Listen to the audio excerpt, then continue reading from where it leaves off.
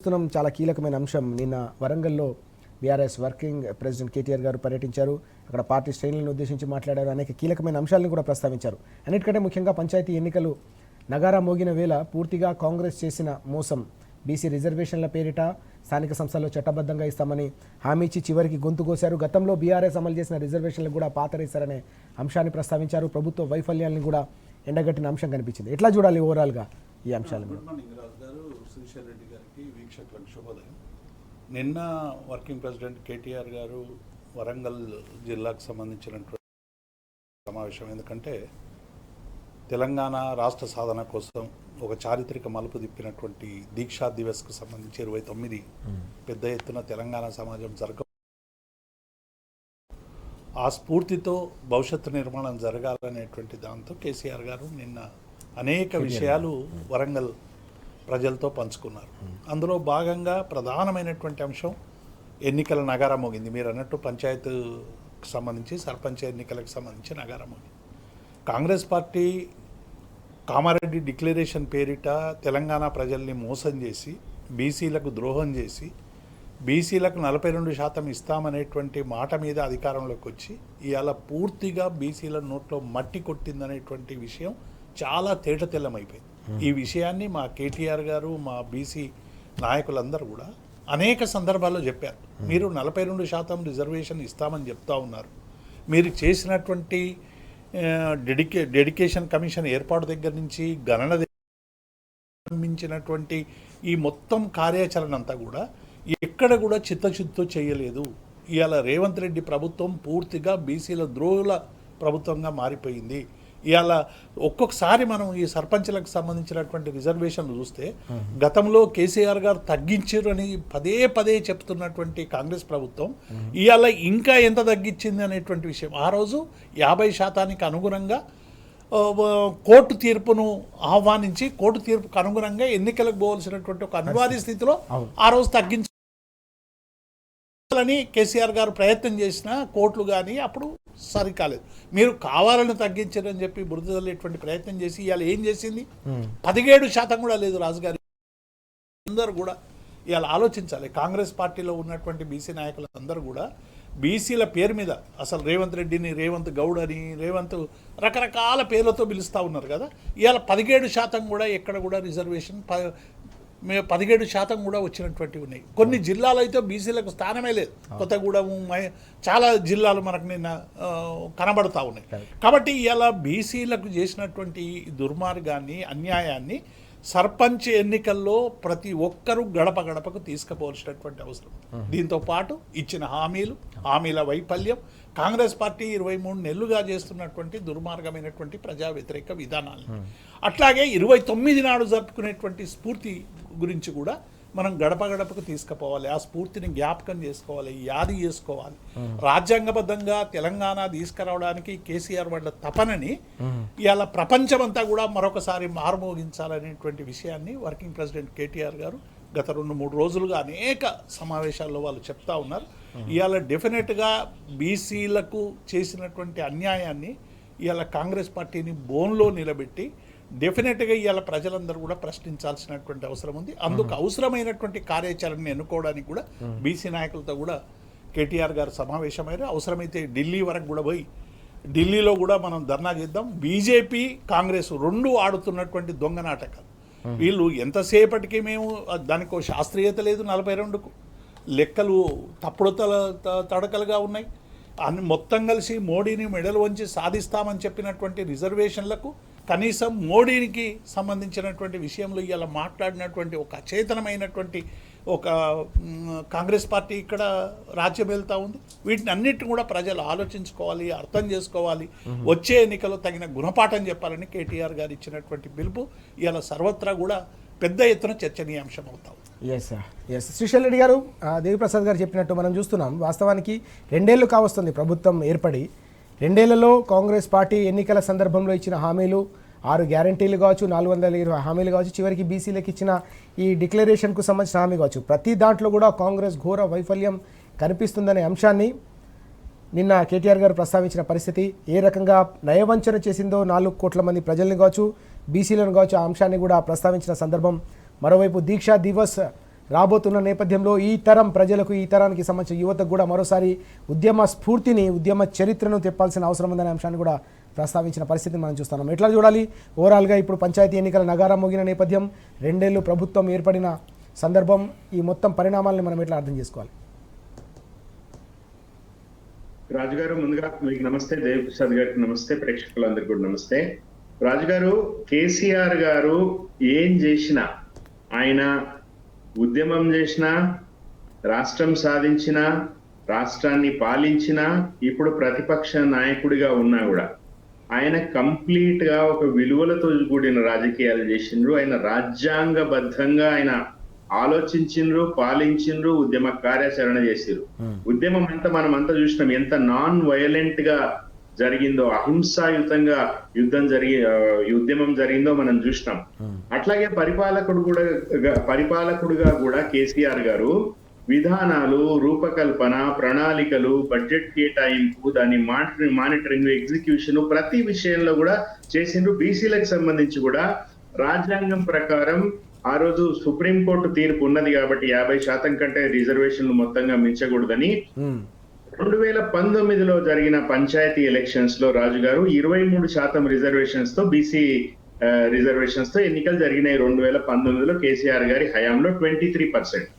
కేసీఆర్ గారి మీద ఇక లేనిపోయిన అన్ని రంగాలలో అన్ని అంశాలకు సంబంధించి కేసీఆర్ గారి మీద ఎట్లా నిందలు, నీలాప నిందలు వేసిందో కాంగ్రెస్ పార్టీ, ఆ పార్టీకి చుట్టుముట్టుండే మేధావులందరూ కూడా రిజర్వేషన్ల విషయంలో కూడా కేసీఆర్ గారు మోసం చేస్తున్నారు. ఆయన 23 ఇచ్చిండు, మేము 42 ఇస్తాం, 19% మేము పెంచుతామని చెప్పి ఈ రోజు ఇందాక దేవిప్రసాద్ గారు చెప్పిండ్రు 17% రిజర్వేషన్లు కూడా ఈ రోజు దక్కడం లేదు. అంటే కేసీఆర్ గారు ఇచ్చిన 23లోంచి 17% మాత్రమే వాళ్ళు ఇచ్చిందంటే 6% రిజర్వేషన్లు కేసీఆర్ గారి కంటే కూడా కట్ చేసిండ్రు. 42 ప్రామిస్ చేసి, అదేదో అంటారు కదా, మనం చిన్నప్పుడు మనం విన్నాం, చదువుకున్నాం, పంచపాండవులు అని 4 చూపించి, మంచం కోళ్ళని 3 చూపించి, పంచపాండవులు మంచం కోళ్లలాగా 3 అని చెప్పి 2 చూపించి 1 ఫైనల్ గా చేసినట్టుగా కాంగ్రెస్ పార్టీ వ్యవహారం ఈ రోజు ఉన్నది. చాలా మోసపూరితం. ఈ 6 గ్యారంటీల్లో ఎట్లయితే మోసం చేసిరో ఈ రోజు బీసీలకు కూడా 6% తగ్గించిండ్రు. సో కాబట్టి బీసీలందరూ కూడా ఈ రోజు పార్టీలకు రహితంగా ఈ రోజు ఢిల్లీలో జంతర్ మంతర్ దగ్గర బీసీ సంఘాల నాయకులు కూర్చున్నారు.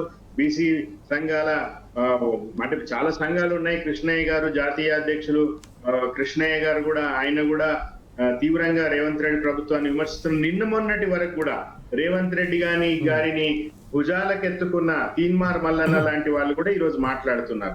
అంత పొడుగు ఎగిరితివి, ఇంత పొడుగు ఎగిరితివి, అసెంబ్లీలో నేను బీసీలకి న్యాయం చేసిన ఎవరు చేయలేదు, నా జన్మ చరితార్థమైందని చెప్పినావు నువ్వు. ఈరోజు మహేష్ గౌడ్ గారు కూడా ఆయన రేవంత్ రెడ్డి కాదు, ఆయన రేవంత్ గౌడ్ అంటూ ఆయన కితాబ్ ఇచ్చిండు అంటూ అందరూ ఈ రోజు ఇదో బీఆర్ఎస్ పార్టీ అభిమానులు, కార్యకర్తలు ఇదేదో రాజకీయ దుగ్ధతో చేస్తున్న ఆరోపణ కాదని చెప్పడానికి నేను ఈ పేర్లు చెప్తున్నా రాజు గారు. అన్ని సెక్షన్స్ కూడా ఈ రోజు బీసీ సెక్షన్స్, బీసీ నాయకులు, బీసీల గురించి మాట్లాడే వాళ్ళు, పార్టీలకు అతీతంగా ఈ రోజు రేవంత్ రెడ్డి యొక్క దుర్మార్గాన్ని, కుట్రని, బీసీలకు చేస్తున్న మోసాన్ని ఈ రోజు ఎండగడతా ఉన్నారు. ఖచ్చితంగా ప్రతి అంశంలో కూడా ఈ రోజు రేవంత్ రెడ్డి ప్రభుత్వాన్ని నిలదీసే పరిస్థితి వచ్చింది. అట్లాగే బీఆర్ఎస్ పార్టీ నాయకులు గాని, కార్యకర్తలు గాని అందరూ కూడా ఉద్యమ స్ఫూర్తితో ఈ 29 ఏదైతే దీక్షా దివస్ ఉందో, ఈ దీక్షా దివస్ స్ఫూర్తిగా ఈ రోజు అన్ని రకాలుగా ఒకవైపు భూములు కొల్లగొడతా ఉన్నారు, ఒకవైపు నిన్న హరీష్ రావు గారు చెప్పినట్టుగా 50,000 కోట్ల కరెంట్ స్కామ్ చేసిండ్రు, 5 లక్షల కోట్ల దాదాపు. అదంటే ఇది చాలా ఫినామినల్ గా, ఎగ్జాగరేటివ్ గా నంబర్లు కనిపిస్తాయి కానీ వాస్తవంగా జరుగుతున్నది అదే. కేటీఆర్ గారు చెప్పినట్టుగా రేవంత్ రెడ్డి భూ స్కాము, కరెంట్ స్కాము, ప్రతి అంశం మీద కూడా ఈ రోజు తిరగబడాల్సిన అవసరం తెలంగాణ బిడ్డలకు ఉన్నది. దానికి స్ఫూర్తిగా దీక్షా దివస్, ఆ రోజు దీక్షా దివస్ కేసీఆర్ గారు చేసింది. ఒక తెలంగాణ ఉద్యమ బిడ్డగా చేసిరు, దీక్ష చేసిరు. ఆ రోజు తెలంగాణని రక్షించడం కోసం, తెలంగాణ స్వయం పాలన కోసం కేసీఆర్ గారు చేసింది. కాబట్టి ఈ రోజు తెలంగాణని మళ్ళీ పునర్నిర్మాణం చేయడానికి చాలా లోతైన ఆలోచనలతో తెలంగాణని మళ్ళా 100 ఏళ్లు వెనక్కి కాంగ్రెస్ పార్టీ తీసుకుపోయిన తెలంగాణని ఎట్లా మళ్ళీ మనము రినైసెన్స్ అంటారు, పునరుజ్జీవనం చేయడానికి ఏం చేయాలనే దానికి దీక్షా దివస్ అనేది ఒక స్ఫూర్తిగా పనికొస్తుందని నేను అనుకుంటున్నాను రాజు గారు. ఎస్, మనం చూస్తా ఉన్నాం పూర్తి స్థాయిలో మనకు చాలా స్పష్టంగా కనిపిస్తోంది. 10 ఏళ్ల పాటు 2 ఏళ్లలోనే కాంగ్రెస్ సర్కారు పూర్తిగా విధ్వంసం చేసింది. ప్రజలకు ఇచ్చిన హామీలు 6 గ్యారంటీలు 420 హామీలే కాదు, బీసీలకు ఇచ్చిన రిజర్వేషన్ హామీని కూడా తుంగలో తొక్కి పూర్తిగా వ్యవస్థను నిర్వీర్యం చేస్తున్న ఈ మొత్తం వ్యవహారంపై తప్పకుండా కొట్లాడి తెచ్చుకున్న తెలంగాణను మళ్ళీ కాపాడుకోవాలంటే దీక్షా దివస్ స్ఫూర్తితోనే, కేసీఆర్ గారి ఉద్యమ స్ఫూర్తితోనే మరోసారి తెలంగాణ ఉద్యమ పంథా పట్టాల్సిన అవసరం ఉంది. ఉద్యమ కార్యాచరణతోనే మళ్ళీ తెలంగాణను కాపాడుకోవాల్సిన బాధ్యత ప్రతి ఒక్కరిపై ఉందనే అంశాన్ని శ్రీశైల్ రెడ్డి గారు అలాగే దేవిప్రసాద్ గారు కూడా ప్రస్తావిస్తున్న సందర్భాన్ని మనం చూస్తూ ఉన్నాం. దేవిప్రసాద్ గారు, మరొక కీలకమైన అంశం ఇటీవల మనం చూసాం, హైదరాబాద్లో 10,000 ఎకరాలు దాదాపు పారిశ్రామిక భూములను తెగనమ్మేందుకు దాదాపు 5 లక్షల కోట్ల కుంభకోణానికి తెరదీశారని కేటీఆర్ గారు కీలకమైన అంశాలని వెలుగులోకి తీసుకొచ్చిన విషయాన్ని మనం చూసాం. ఆ వ్యవహారంతో పాటుగా తాజాగా మరో స్కామ్కు కూడా ప్రభుత్వం తెరతీస్తుంది, విద్యుత్ స్కామ్ అని చెప్పి దాదాపు 50,000 కోట్ల రూపాయల కరెంట్ స్కామ్కు తెరతీశారని మాజీ మంత్రి హరీష్ రావు గారు నిన్న వెల్లడించిన అంశం కూడా మనం చూస్తా ఉన్నాం. ఎట్లా చూడాలి నిన్న భూ స్కామ్, నేడు ఈ విద్యుత్ స్కామ్ అనే అంశాలను ఎట్లా అర్థం చేసుకోవాలి? రాజు గారు, అంటే తెలంగాణ రాష్ట్రంలో గత 23 నెలలుగా పరిపాలన అనేది ప్రజల కోసం కాకుండా ప్రజపాలన అనేది లూటీ కోసం, తర్వాత కొందరి మెప్పు కోసం తప్ప, కొందరిని అధిపతులను చేయడం కోసం తప్ప ప్రజా సమస్యల పరిష్కారం కోసం పరిపాలన జరగడం లేదనేటువంటి విషయం చాలా తేటతెల్లిమైపోయింది. ఈ విషయాన్ని కేటీఆర్ గారు మొన్న ఈ భూ స్కామ్కు సంబంధించి, అంటే పారిశ్రామిక ప్రాంతాల్లో ఉన్నటువంటి 9,500 ఎకరాలని రిజిస్ట్రేషన్ వాల్యూలో 30% పెట్టి అప్పచెప్పేటువంటి ఒక పని చేస్తూ ఉన్నారు. ఖజానాకు డబ్బు అవసరం అని చెప్తున్నటువంటి మాటలు బూటకం అని తేలిపోయింది. గతంలో టీఆర్ఎస్ ప్రభుత్వంలో కేటీఆర్ గారు పారిశ్రామిక మంత్రిగా ఉన్నప్పుడు ఇతరులకు భూములు ఏవైనా కన్వర్షన్ చేయాల్సి వచ్చినప్పుడు, అవసరాలు ఉన్నప్పుడు 200% వరకు కూడా వాల్యూ పెట్టి ఇచ్చినటువంటి సందర్భాన్ని చూసాం. ఇప్పుడు ఏకంగా 9,300 పైగా ఎకరాలన్నీ కూడా రిజిస్ట్రేషన్ వాల్యూలో కేవలం 30%. మీరు చూస్తే టీజీఐఎస్కి సంబంధించినటువంటి భూముల రేట్లు ఒక రకంగా ఉన్నాయి, రిజిస్ట్రేషన్ అంటే చాలా తక్కువగా ఉంటుంది.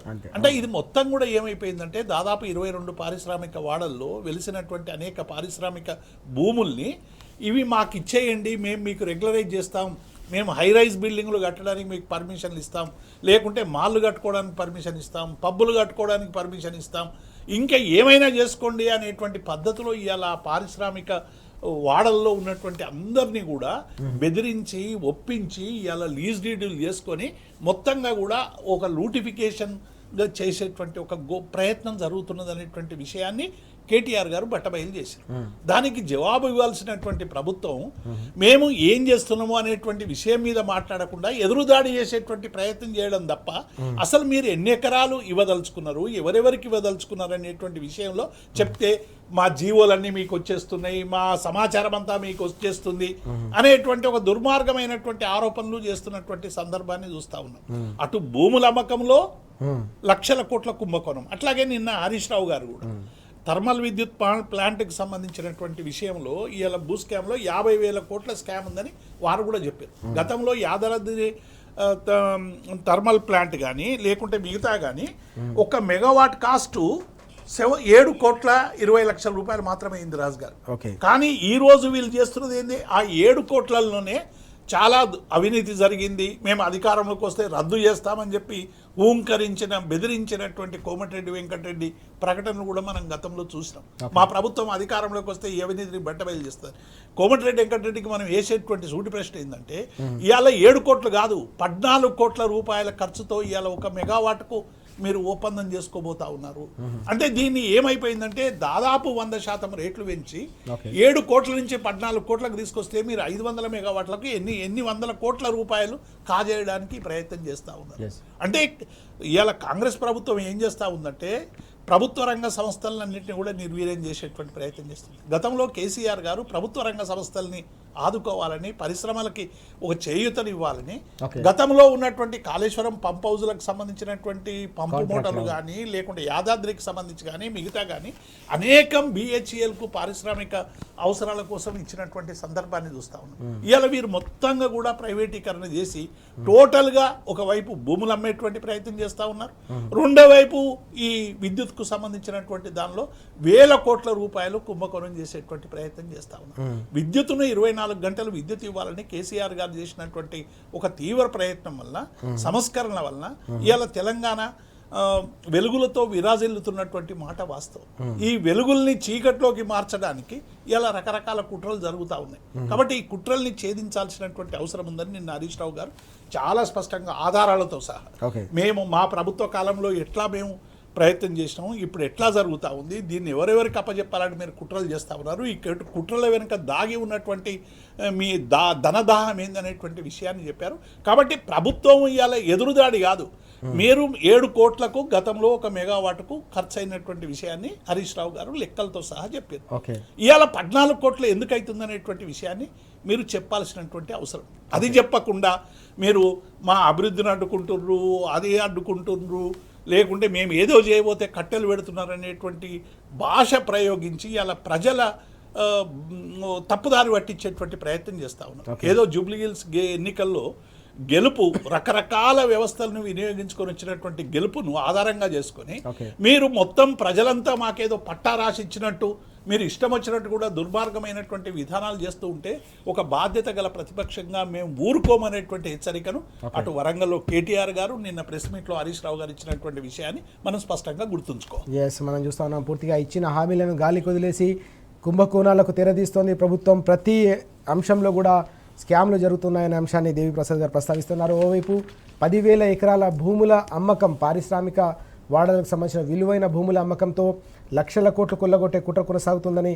కేటీ శ్రీశైల్ రెడ్డి గారు, రాష్ట్రంలో మరో కుంభకోణానికి తెరలేచిందని నిన్న మాజీ మంత్రి హరీష్ రావు గారు కీలకమైన అంశాలని వెల్లడించిన పరిస్థితి. ఓవైపు భూ స్కామ్, దాదాపు 10,000 ఎకరాల భూ స్కామ్కు తెరతీశారు. మరోవైపు విద్యుత్ స్కామ్, దాదాపు 50,000 కోట్ల రూపాయల విలువ చేసే విద్యుత్ కుంభకోణాన్ని కూడా ప్రభుత్వం తెరతీసింది. దీనిపై సమగ్రమైన విచారణ జరిపించాలి. బీజేపీ కాంగ్రెస్తో లోపాయికారి ఒప్పందాలు లేకపోతే తప్పకుండా దీనిపై విచారణ జరిపించాలని కూడా డిమాండ్ చేసిన అంశాన్ని మనం ఎట్లా చూడాల్సిన అవసరం ఉంది? ఈ స్కామ్లకు సంబంధించి అంటే కాంగ్రెస్ పార్టీని కాంగ్రెస్ కాకుండా స్కామ్ గ్రెస్ అని చాలా జనాంతికంగా అంటుంటారు, సోషల్ మీడియాలో కూడా అందరు రాస్తుంటారు. అది ఉత్తగానే రాలే ఆ పార్టీకి ఆ పేరు. పూర్తిగా స్కాములకు సంబంధించి స్కాములు స్కీములు తప్ప వీళ్ళకి ఏమీ పట్టవు. ముఖ్యంగా రేవంత్ రెడ్డి ముఖ్యమంత్రి అయిన తర్వాత, రేవంత్ రెడ్డి కుటుంబం యొక్క జోక్యం పెచ్చుమీరిన తర్వాత ఈరోజు ఎంత విషాదంగా దారుణంగా పరిస్థితుంది అంటే రాజుగారు, క్యాబినెట్ సహచరులకు కూడా ఏం జరుగుతుందో గవర్నమెంట్ లో అర్థం కావడం లేదు. ఈ 5 లక్షల కోట్ల స్కామ్ ఏదైతే కేటీఆర్ గారు మాట్లాడినరో మీడియాలో వస్తా ఉన్నాయి కథనాలు, 10,000 ఎకరాలకు సంబంధించిన భూములకు సంబంధించినవి. ఇది బేసికలీ వాళ్ళు Hyderabad industrial land transformation HILT ఒక పేరుతో చేస్తున్నారు. దానికి సంబంధించిన సమాచారం మంత్రులకు లేదంటే విషయం ఎంత లోగుట్టుగా, అది పెరుమాళ్లకు మాత్రమే తెలిసినంత లోగుట్టుగా జరుగుతోంది అనేది చాలా స్పష్టం రాజుగారు. బట్టి విక్రమార్క ఆ ఉపసంఘంలో ఆ టర్మ్స్ ఆఫ్ రిఫరెన్స్ లో హిల్ట్ అనేది లేదు. కాబట్టి ఇదేంటంటే నిన్న పొంగులేటి గారు మీడియాతో మాట్లాడుతూ కూడా ఆయన అంటే ఏమి నాలెడ్జ్ లేకపోవడం వల్ల, ఏమి తెలియకపోవడం వల్ల, వాళ్ళని డార్క్ లో ఉంచడం వల్ల ఆ మల్టీ యూజ్ అనే దాన్ని మల్టీ జోన్ అని ఆయన చెప్పిండంటే ఆయనకి ఇంగ్లీష్ రాక రాదు, చదువు రాక రాదు, ఏం రాక రాదు. విషయం పట్ల అవగాహన లేకపోవడం, సీఎం గారు అందరినీ డార్క్ లో పెట్టడం. ముఖ్యంగా ఒక ప్రధానమైన అంశం ఏంటంటే ఇక్కడ మనం లగచర్లలో చూసినాం. ఆ రోజు లగచర్లకు సంబంధించి ఆ పారిశ్రామిక కారిడార్ రాకుండా ఎవడు అడ్డుకుంటాడో చూస్తా అని తిరుపతి రెడ్డి బహిరంగంగానే బెదిరించిడు ముఖ్యమంత్రి సోదరుడు. ఆయనకి ఏ పదవి లేదు, ఆయనకు ఏ హోదా లేదు. సో అంత దాష్టికం చేస్తా ఉంటే కలెక్టర్లు ఎదురేగి స్వాగతం చెప్తా ఉంటే ఈ రోజు ఓఆర్ఆర్ చుట్టుపక్కల, ఓఆర్ఆర్ దగ్గర, ఓఆర్ఆర్ సమీపంలో, ఓఆర్ఆర్ కి లోపల ఉన్న భూములన్నీ కూడా వీళ్ళు అవి ప్రభుత్వ భూములు, పారిశ్రామిక భూములు, అసైన్డ్ భూములు, వివాదాస్పద భూములు, ఈ లెక్కలన్నీ కూడా రేవంత్ రెడ్డి కొట్టిన పిండి. ఆయన ఈ రోజు మొత్తం దేశంలోనే ఆర్టీఐ చట్టాన్ని సమర్థవంతంగా ఆయన పర్సనల్ గెయిన్ కోసం ఆయన యూజ్ చేసుకున్నాడు. ఆర్టీఐ వేయడము, అన్ని సమాచారం తెప్పించుకోవడం, బెదిరించడం, బ్లాక్మెయిల్ చేయడము, అట్లా ఆయన రాజకీయ ఎదుగుదల అనేది అట్లా ఉంది కాబట్టి ఈ రోజు ముఖ్యమంత్రి అయిన తర్వాత ఆ కుటుంబానికి ఆ సోదరులకి పట్టపగ్గాలు లేకుండా పోయినాయి. ఈ రోజు మొత్తం ఎక్కడెక్కడ భూములు ఉన్నాయో వాటన్నిటిని వాళ్ళు తెప్పించుకుని థర్డ్ పార్టీగా రేవంత్ రెడ్డి సోదరులు ఉంటూ అగ్రిమెంట్లు చేసుకుంటూ వీళ్ళు ఈరోజు మొత్తం భూ లూటికి పాల్పడుతున్నారు. ఆ సమాచారము క్యాబినెట్ సహచరులకు కూడా లేకపోవడం వల్ల మంత్రివర్గంలో క్యాబినెట్ మీటింగ్ లో అందరూ తెల్లముఖం వేస్తా ఉన్నారు. సో కాబట్టి ఇటు ఈ 5 లక్షల కోట్ల భూ స్కామ్ గాని లేదా హరీష్ రావు గారు చెప్పిన 50,000 కోట్ల ఈ కరెంట్ స్కామ్ గాని మీరు చూడండి, కాంగ్రెస్ పార్టీ ఒకవైపు పెంచుతా ఉన్నది, ఇంకోవైపు తగ్గించుతా ఉంది. ఏం పెంచుతా ఉన్నది? ఇందాక దేవి ప్రసాద్ గారు చెప్పినట్టుగా ఆ రోజు 1 మెగావాట్ కి కాస్ట్ కేసీఆర్ గారి హయాంలో 7 కోట్ల రూపాయలు ఉంటే ఈ రోజు దాన్ని 14 కోట్లకు పెంచింది. మరి అన్ని అట్లా పెంచుతున్నారా? రైతు బంధు పెంచినరా, అన్ని పెన్షన్లు పెంచిరా, బోనస్ పెంచిరా? అవి పెంచరు. సో ఎక్కడెక్కడ వీళ్ళకి అవినీతికి ఆస్కారం ఉన్నదో అవి పెంచుతా ఉన్నారు. ఎక్కడ తగ్గిస్తున్నారు? 23% కేసీఆర్ ఇచ్చిన రిజర్వేషన్ ని 17% తగ్గిస్తున్నారు.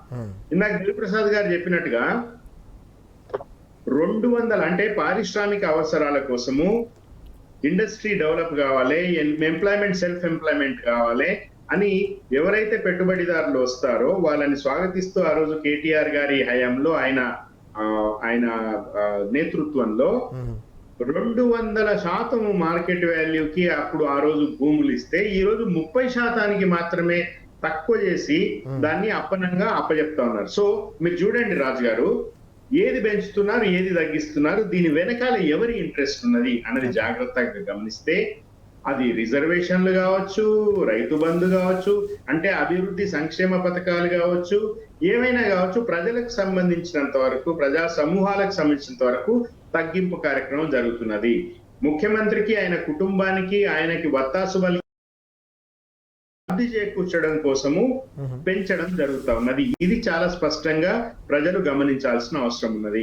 ప్రతి నిర్ణయంలో ముఖ్యమంత్రి ప్రతి ఆలోచనలో ఎంతసేపు దోపిడి, దుర్మార్గము, రాజకీయ ఏందది కక్ష సాధింపు బీఆర్ఎస్ పార్టీ మీద, బీఆర్ఎస్ పార్టీ సోషల్ మీడియాలో ఈ అన్యాయాన్ని ఎదురిస్తున్న వాళ్ళ మీద కేసులు పెట్టడము జరుగుతా ఉన్నది.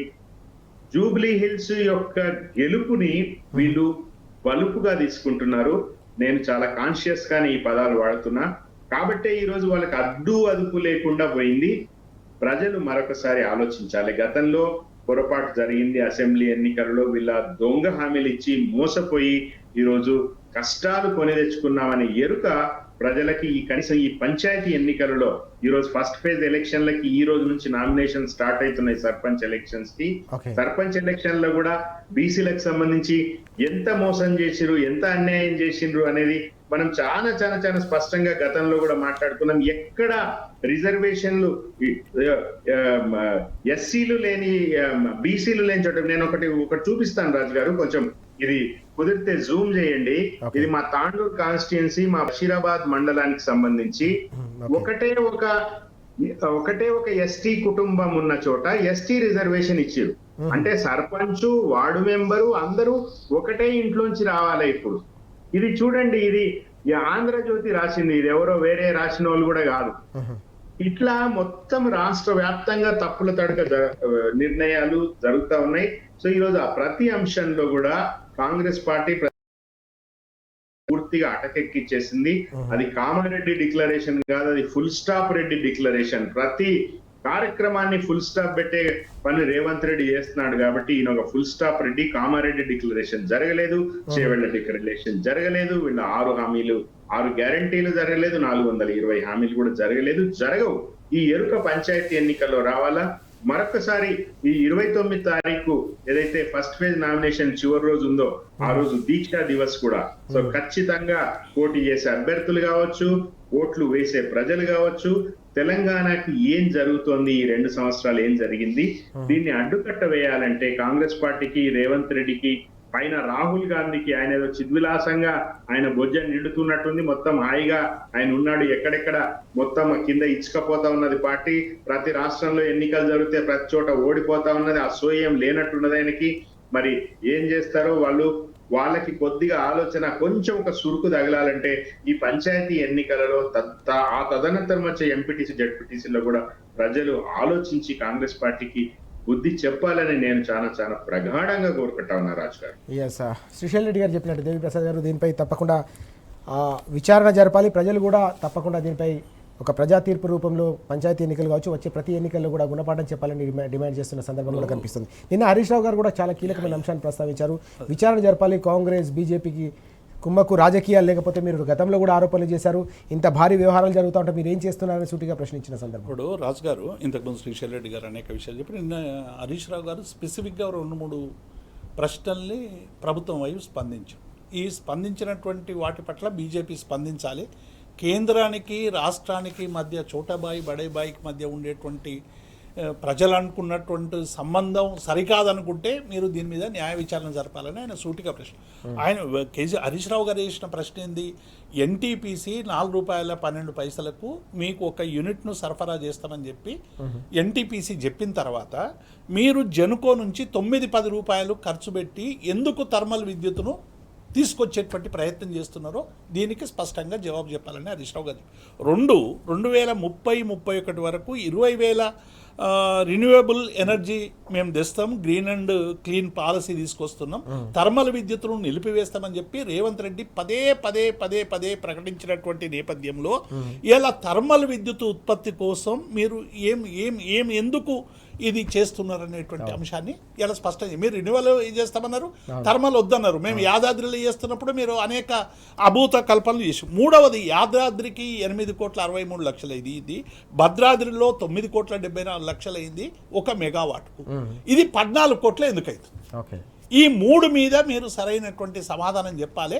ఈ సమాధానం వెనుక చాలా మీరు రామగుండంలో కానీ పాలవంచలో కానీ మక్తల్లో కానీ ఒక్కొక్క 800 మెగావాట్లకు మనం లెక్కేసుకున్న దాదాపుగా 5,600 కోట్లు ఖర్చు కావాల్సింది ఇలా 15,000 నుంచి 20,000 కోట్ల వరకు తీసుకుపోతాం.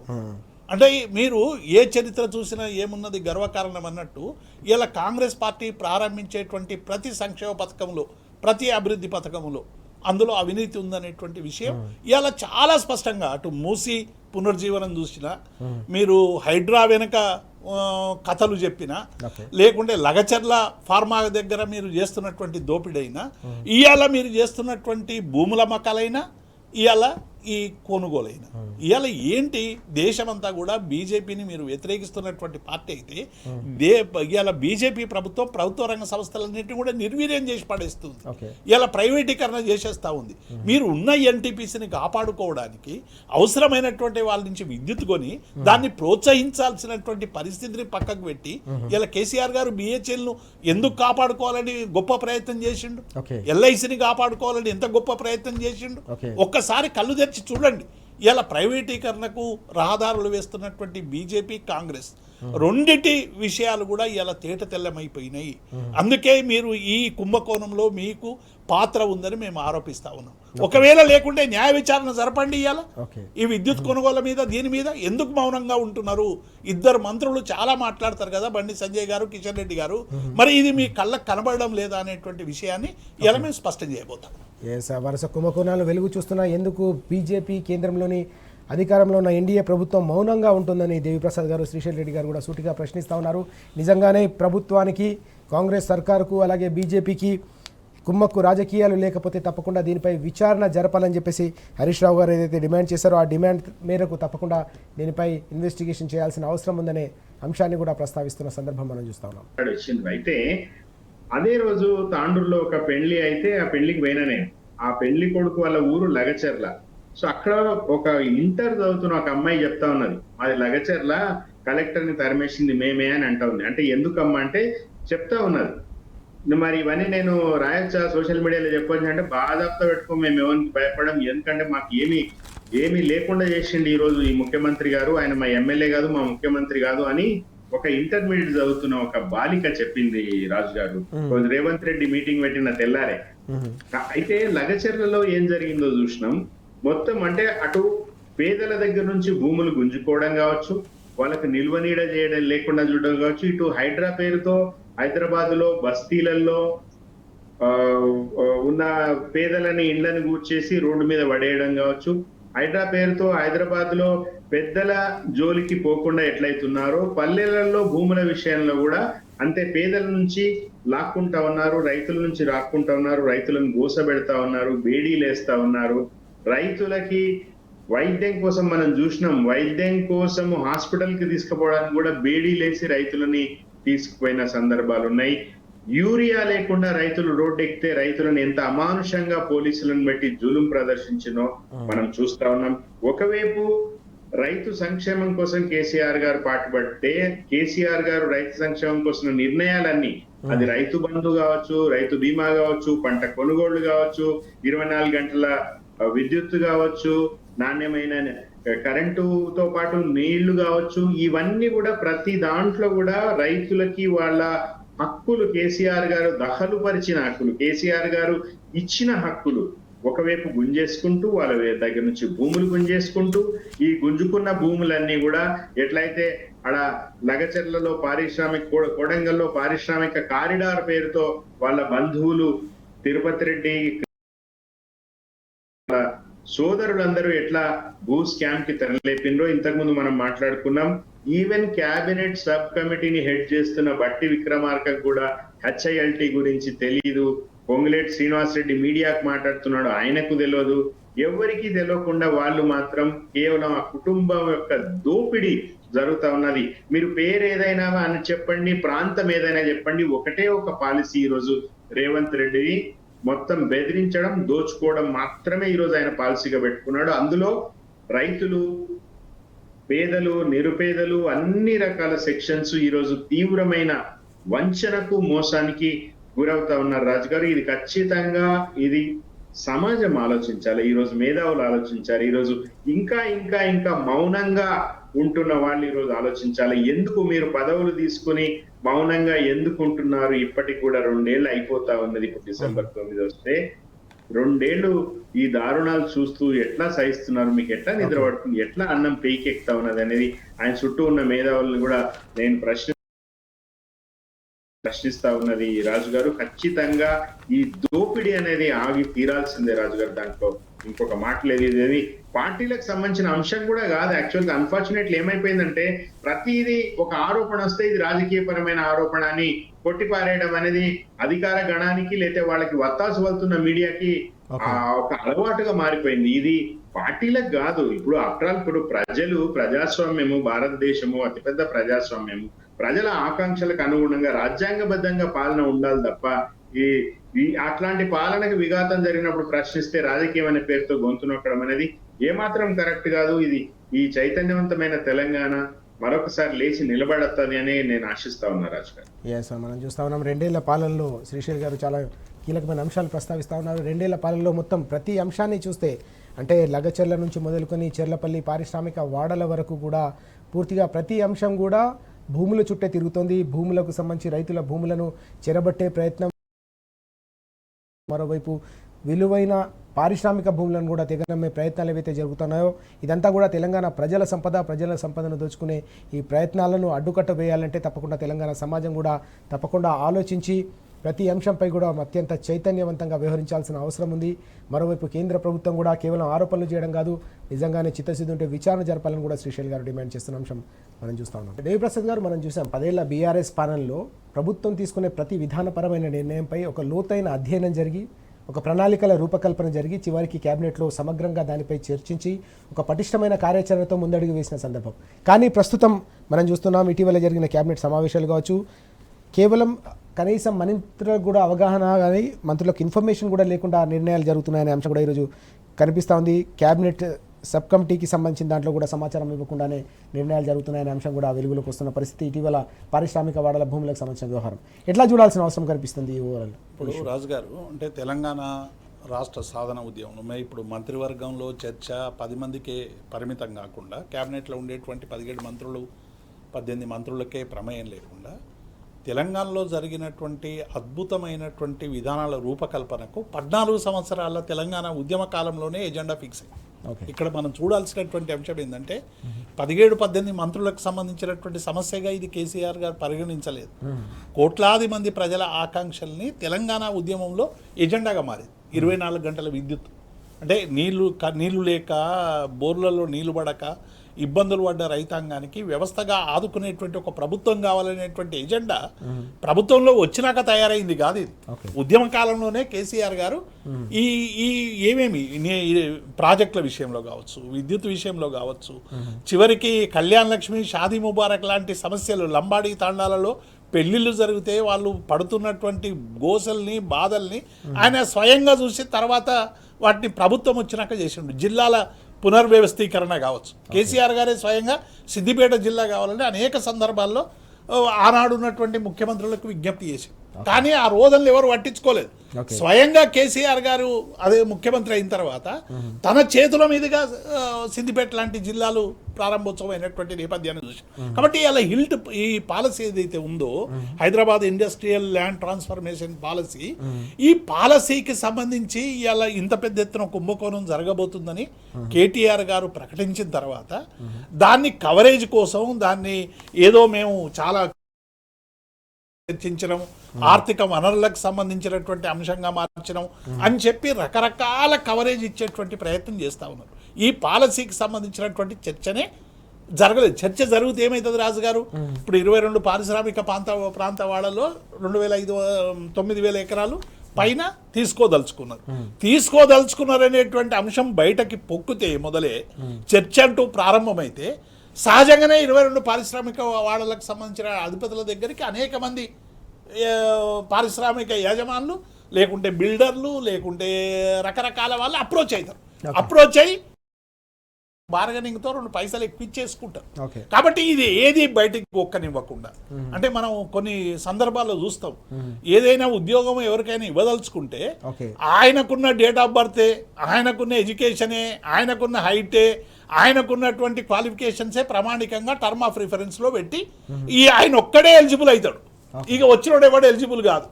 ఇవాళ కూడా ఈ పాలసీ కూడా అట్లే జరిగింది. ఒక నలుగురి కోసం మొత్తంగా కూడా వాళ్ళకి కట్టబెట్టడానికి అవసరమైనటువంటి ప్రయత్నం అంతా జరిగి, ఆ ప్రయత్నం ఒక రూపం వచ్చిన తర్వాత, ఒక ప్రాతిపాదిక తయారైన తర్వాత, ఇవాళ అండర్స్టాండింగ్ వచ్చిన తర్వాత, ఎంఓయూలు అయిన తర్వాతనే హిల్ట్ పాలసీ అనేటువంటిది మంత్రివర్గం సమావేశానికి నేరుగా పోయిందని పత్రికల్లో వార్తలు వస్తున్నాయి. మనం చేసే ఆరోపణలు కావు. ఇవ్వాలి ఏ మంత్రికి ఈ విషయానికి సంబంధించినటువంటి సమాచారం లేదు. కేబినెట్ సబ్ కమిటీలో ఇది చర్చనే జరగలేదు.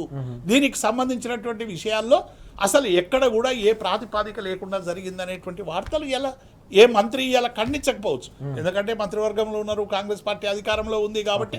కానీ కేటీఆర్ గారు, హరీష్ రావు గారు విమర్శలు చేసిన తర్వాత ఇందులో న్యాయం ఉందని ప్రతి ఒక్కరు కూడా ఇలా భావిస్తున్నారు. ఇలా ల్యాండ్ విషయంలో కోట్ల స్కామ్ జరగబోతా ఉన్నది. ఇలా ఇదే రేవంత్ రెడ్డి అనేక సందర్భాల్లో చెప్పిండు కదా, మీరు ఈ పారిశ్రామిక ప్రాంతాల ఉన్న ల్యాండ్ మీరు తీసేస్తా ఉంటే రేపు భవిష్యత్తు అవసరాలకు ఎట్లా ఇది అమ్మొద్దని చెప్పి ఆ రోజు కోట్లకు కూడా పోయింది ఇదే రేవంత్ రెడ్డి. మరి ఈరోజు సమాధానం చెప్పాలి కదా. ఇవాళ మీరు కాలుష్య రహిత ఇండస్ట్రీలు పెట్టొచ్చు, అగ్రో బేస్డ్ ఇండస్ట్రీస్ పెట్టొచ్చు. అటువంటి పెట్టేట వాళ్ళకు రాయితీలు ఇచ్చి మీరు ఈ స్థలాన్ని కేటాయించేటువంటి అవకాశం ఉంది. ఇవి ఏవి లేకుండా కూడా ఇంటోటోగా మీరు ఏమైనా చేసుకోండి అని కమర్షియల్ జోన్గా మార్చేటువంటి ఒక కుటిల ప్రయత్నం వెనక ఇలా లక్షల కోట్లు దాగి ఉన్నదనేటువంటి అంశం ఇలా చాలా స్పష్టంగా మనకు కనబడతాం. కాబట్టి ఈ 2 పాలసీల మీద నేరుగా సమాధానాలు చెప్పండి. మీరు ₹4.12 ఈ 2300 మెగావాట్లు మేము సరఫరా చేస్తామని ఎన్టీపీసీ కాన్సెంట్ ఇచ్చినాక ఇలా థర్మల్ విద్యుత్ పేరు మీద ₹9-10 ఒక యూనిట్కు ఖర్చు పెట్టి ఇలా తీసుకురావాల్సినటువంటి అవసరం ఏమున్నది అనేటువంటి విషయం. మీరు రెన్యూవల్ ఎనర్జీని పెంచుతామన్నారు, మరి దాదే ఒక ప్రత్యామ్నాయంగా మీరు చేస్తామని చెప్పారు. థర్మల్ విద్యుత్ వల్ల నష్టాలు ఉన్నాయని మీరే చెప్పినారు. భద్రాద్రి యాదాద్రికి సంబంధించిన దాని మీద మా మీద అనేక ఆరోపణలు చేసిండ్రు. మళ్ళీ రెన్యూవబుల్ ఎనర్జీకి వైపు మీరు పోకుండా థర్మల్ విద్యుత్ వైపు పోవడం వెనుక ఏం లూటీ ఉంది అనేటువంటి విషయం ఇలా సమాధానం చెప్పాలి కదా.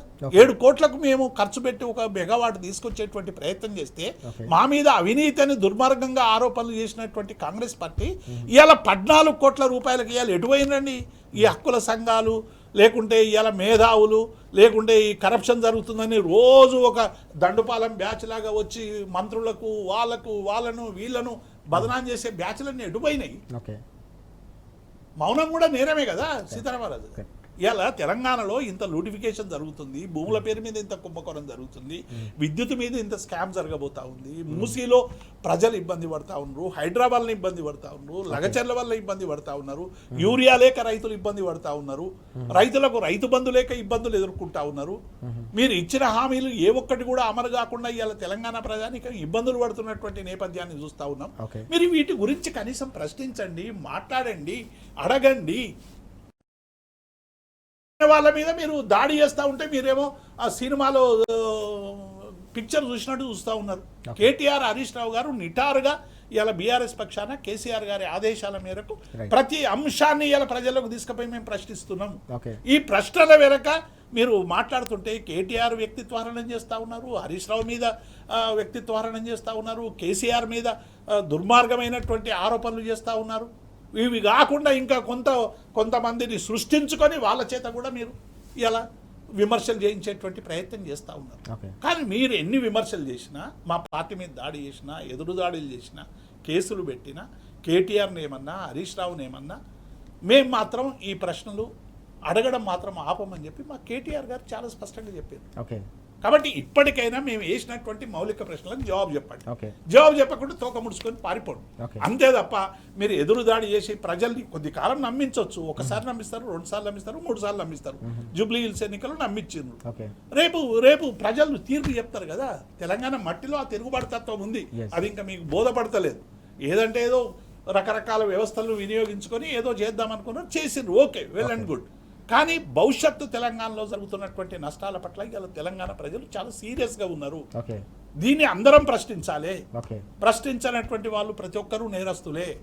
ఇలా డెఫినెట్గా సమాజంలో ఇవన్నీ జరుగుతూ ఉన్నాయి. ఎందుకు మరి వీటిని ఎవరు పట్టించుకోకపోతే ఎవరు పట్టించుకోవాలి? ఒక బాధ్యతాయుతమైనటువంటి ప్రతిపక్షంగా కేటీఆర్ గారు, అది మాకేం వాళ్ళ అధికారంలో ఉన్నారని కోపం లేదు రాజు గారు. ప్రజలకు నష్టం జరుగుతుందనేటువంటి విషయాన్ని ఇలా ప్రజల ముందు ఒక ప్రతిపక్ష పార్టీగా బాధ్యతగా వాళ్ళ ముందు పెడుతున్నాం. దీనికి మీరు జవాబు చెప్పాలని చెప్పి డిమాండ్ చేస్తా ఉన్నాం. ఈ డిమాండ్ను మీరు స్వీకరించి దాన్ని మార్చుకునేటువంటి ప్రయత్నం చేస్తే మీకు మంచిది. లేకుంటే ప్రతిపక్షంగా మేము ఇవేం చెప్పకుంటే మీరు చెడిపోవాలి, నష్టపోవాలి, ప్రజల్ని హింసించాలి, ప్రజల్ని నిర్బంధం చేయాలి, తద్వారా మేము అధికారం మీరు మంచి చేసే ప్రజలకు మంచి చేయండి అని అడుగుతున్నాం. మాకు అధికారం రాకపోని సెకండరీ, కానీ ప్రజలకు సంబంధించిన సమస్యలు పరిష్కారం కావాలనేది మా ప్రియారిటీ అనేటువంటి విషయాన్ని బీఆర్ఎస్ పార్టీ చాలా స్పష్టం చేస్తాం. మనం చూస్తూ ఉన్నాం, దశాబ్దాల పాటు కొట్లాడి తెచ్చుకున్న తెలంగాణను పూర్తిగా తెలంగాణ రాష్ట్రంలోని ప్రతి రంగాన్ని, ప్రతి వర్గాన్ని కూడా విధ్వంసం చేస్తున్న ఈ నేపథ్యంలోనే తెలంగాణను కాపాడుకునేందుకు తప్పకుండా బీఆర్ఎస్ ఎప్పుడు ముందుంటుంది. దీంతో పాటుగా ప్రభుత్వాన్ని ఎండగట్టేందుకు, ప్రజా వ్యతిరేక నిర్ణయాలను, కుంభకోణాలను ఎప్పటికప్పుడు వెలుగులోకి తెచ్చేందుకు మా పోరాట పంథా కొనసాగుతుందని చెప్పి దేవిప్రసాద్ గారు చాలా స్పష్టంగా చెప్తున్న సందర్భం మనం చూస్తూ ఉన్నాం. వరుస కుంభకోణాలు జరుగుతున్న నేపథ్యంలో కేంద్ర ప్రభుత్వం కూడా దీనిపై విచారణ జరపాల్సిన అవసరం కూడా ఉందనే అంశాన్ని కూడా ప్రస్తావిస్తున్న పరిస్థితిని మనం చూస్తున్నాం. Thank you very much Devi Prasad గారు. అలాగే చర్చలో పాల్గొన్న శ్రీశైల్ గారు కూడా ప్రత్యేకంగా ధన్యవాదాలు. ఇది ఇవాళ వార్తలు వాస్తవాలు. నమస్తే.